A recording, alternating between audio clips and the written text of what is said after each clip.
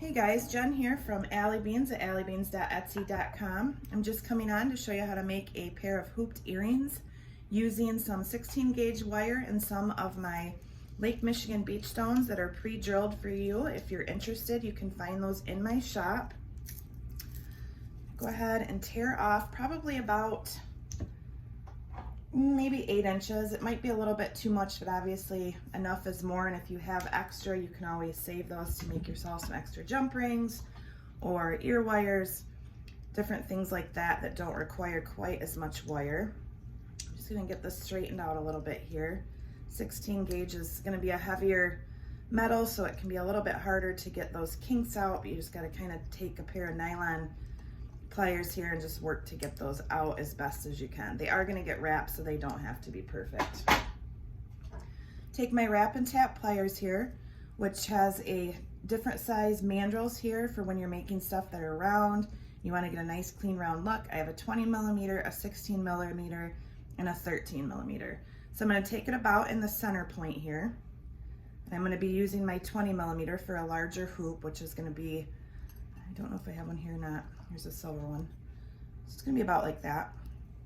I'm gonna go ahead and very tightly, using my finger to press down, I'm gonna hold that finger there and then bring this one back here and try to get it as tight as I possibly can. Now, because it had those kinks, I'm actually gonna move it around, and I'm gonna take my mallet here and just kind of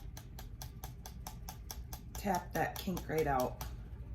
Kind of shape that onto my mandrel before I continue. And then I'm just gonna keep pulling here, try to just get that really tight to get a nice good shape, so that when you pull it off, you have a nice round hoop. I am then going to take a pair of my beach stones here. I'm just gonna take one small little stone for this, I believe. Should take this green one here.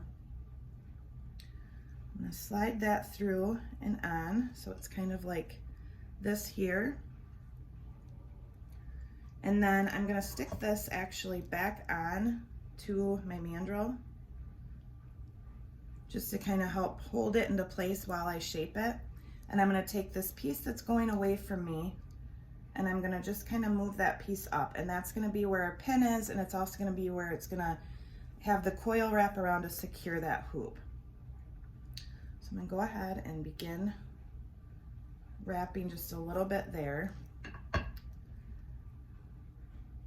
Use my finger to kind of tighten it here and reshape it how you want. So then you would end up with something like this here. So now you have this piece coming here, and this is the piece that I'm gonna take and I'm gonna go ahead and wrap and coil around. You can do it as many times as you want, because we're using the 16 gauge, 2 times is plenty. It's not gonna go anywhere. If you're using a 20, I typically always recommend doing 3 coils around just to secure that lock into place. So just coil it around. I'm just gonna do the 2 times, and I'm gonna use my flush cutters here to get down to as close as I can to that coil. Use my flat nose pliers here to kind of tuck that in, and then I'm gonna come down here and just kind of close that coil up.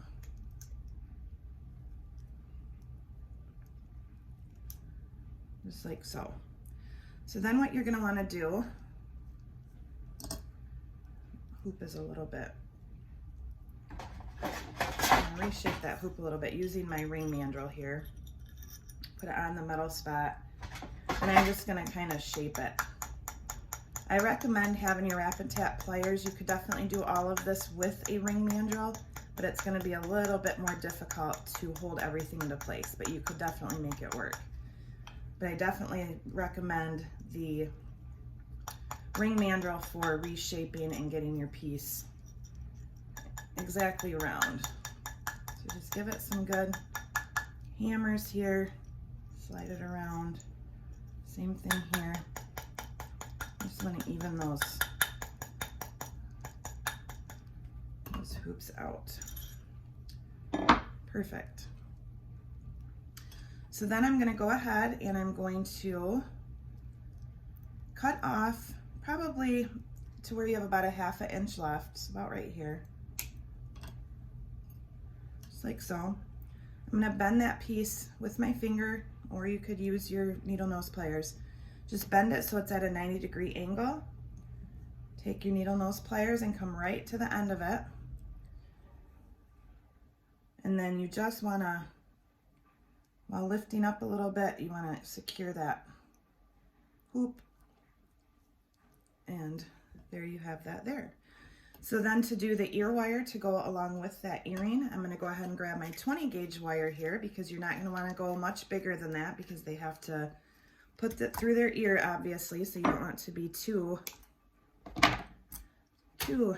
thick. Go ahead and straighten that out. Come in with your needle nose pliers. Figure out, as you see, this is tapered here, so that kind of is going to show you how big your hoop would be. I'm going to go right about in the middle mark and just make one little circle there. I'm going to take, these are by Bead Buddy. This is another small mandrel with a 9mm and a 7mm. These are great for earrings. It just gives a nice shape.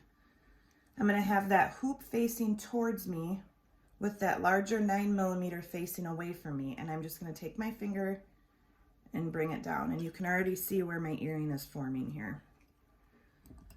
So then what I want to do is go ahead and clip off to the spot that I want it to be using my flush cutters. And I typically go down about 5mm from that hoop.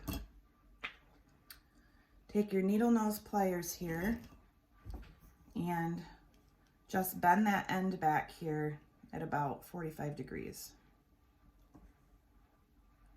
So you're at about like that there. Now before I attach that, I want to go ahead and quick hammer around this hoop. That's just going to strengthen it, thicken it, make it a little bit more secure and less likely to come out of shape when they're taking it in and out of their ear, or if it gets caught on anything. So I'm going to hammer real good at the top just to kind of strengthen that along.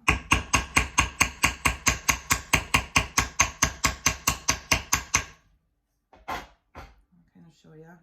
Just kind of flattens that area right there out, and it's just going to help give it a little bit of strength.